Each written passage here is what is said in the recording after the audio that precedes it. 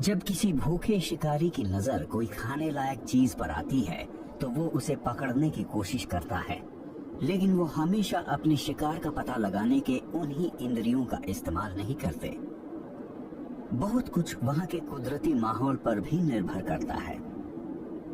बर्फीले उत्तर में बहुत ज्यादा दूर तक देख पाना आसान नहीं है। यहाँ लगभग हर चीज सफेद है या फिर वो बर्फ के नीचे दबी हुई है।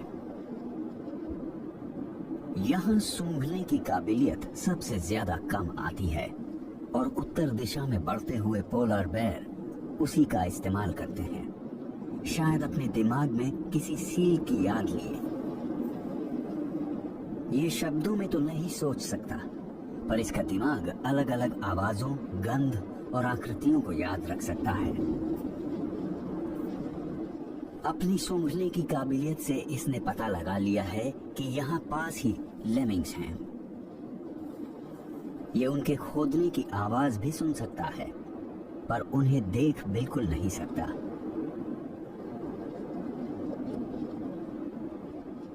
जमीन पर वार करके ये उन्हें डराकर भागने पर मजबूर कर देता है और ये अपनी सूंघने की काबिलियत से उनकी जगह का सही पता लगा सकता है।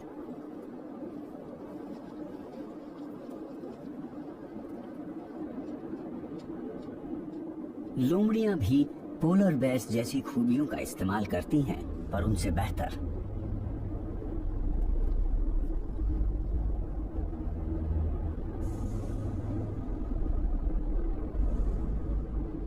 ये सील तो नहीं पकड़ सकते, पर इनकी खूबी है बहुत छोटे जानवरों का शिकार करना। हम जानते हैं कि मैमल्स के पास थोड़ी बहुत याददाश्त होती है, जिसकी बदौलत वो कुछ खास तरकीबों को याद रख पाते हैं और उनकी जगहों पर वापस आते हैं जहां किस्मत ने उनका साथ दिया था।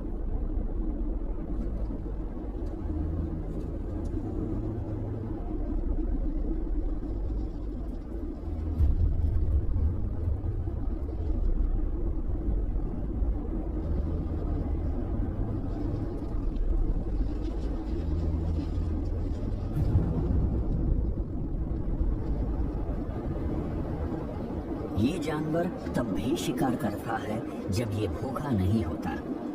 इसने एक ऐसा काम करना सीख लिया है जो सिर्फ ज्यादा विकसित समझ वाले जीव ही कर सकते हैं।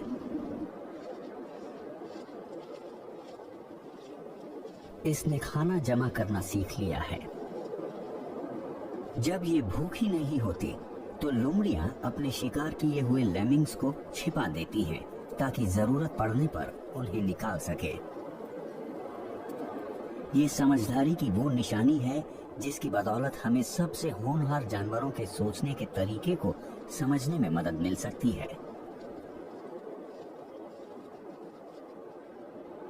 लोमड़ी कई महीनों तक शिकार कर सकती है और अपनी इस मेहनत के फल की बदौलत कई महीनों तक जिंदा रह सकती है।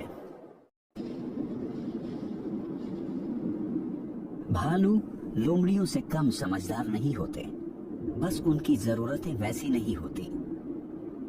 ये कई महीने कोई भी शिकार किए बिना रह सकते हैं। वहीं दूसरी तरफ नॉर्दर्न गॉसहॉक को रोज शिकार करना पड़ता है।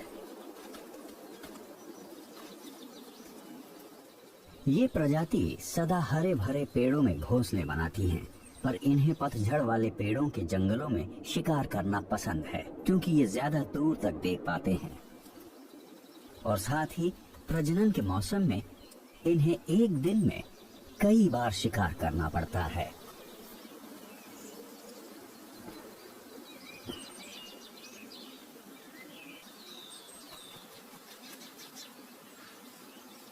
बच्चों का चिड़चिड़ापन अपने माता पिता को लगातार खाना ढूंढने के लिए मजबूर कर देता है।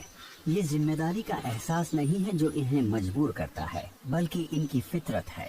सही कहा जाए तो माँ बाप बनने से आया बदलाव माता पिता होने का एहसास पर सिर्फ एक फितरत ही है।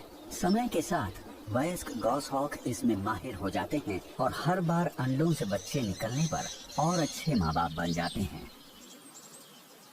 ये इस जोड़े का नर है और इस पर इन भावनाओं का बहुत गहरा असर हुआ है। ये घबराया हुआ है क्योंकि इसके बच्चे इसे परेशान कर देते हैं, मगर इसी वजह से ये किसी तरह का खतरा या शिकार को पता लगाने में माहिर हो गया है। प्रजनन के मौसम में ये अपने आसपास मौजूद हर चीज को बढ़ा चढ़ा कर देखता है। हार्मोन्स में आए बदलाव की वजह से ये सुपर गॉसहॉक बन गया है।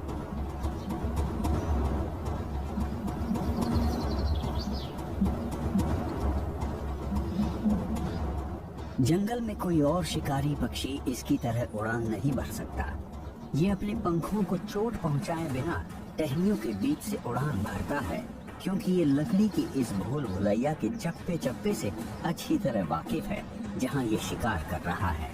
इसके दिमाग में एक 3 डायमेंशनल नक्शा है जो इसे बताता है छोटा रास्ता कहाँ है, मुड़ना कहाँ है, रफ्तार कब बढ़ानी है और रुकना कब है। अपने दिमाग की बदौलत ये अपनी और उस जगह के बीच का अंदाजा लगा लेता है जहां शिकार तक पहुंचने पर इसका शिकार पहुंचेगा।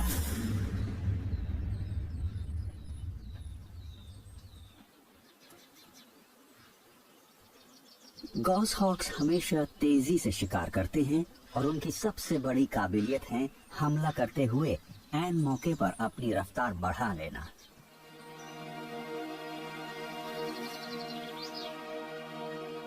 जब से इसने अपने साथी के साथ रहना शुरू किया है, तभी से इसे अपना शिकार बांटने की आदत पड़ गई है। ये उसे खाने की जितनी ज्यादा चीजें लाकर देता है, मादा इसे उतनी ही बार मिलन करने देती है। तभी से इसने शिकार के पंख नोचना शुरू कर दिया है ताकि मादा को ये सब ना करना पड़े, क्योंकि उसके पास पहले ही अंडे सेकने की बड़ी जिम्मेदारी थी। अब ये ऐसा अपने बच्चों के लिए करता है क्योंकि वो खुद ये सब नहीं कर सकते। शायद ये थोड़ा सा खा भी लेता है, छोटे छोटे से निवाले जो इसे शिकार करते रहने के लिए ताकत देंगे, लेकिन इसके अंदर की भावना इसे इस शिकार को अपने घोंसले पर ले जाकर सबके साथ बांटकर खाने या उसे पूरी तरह से उन्हें देने के लिए मजबूर कर रही है। शायद इस दौरान इसके शरीर में कुछ ऐसा होता है जिससे इसे कम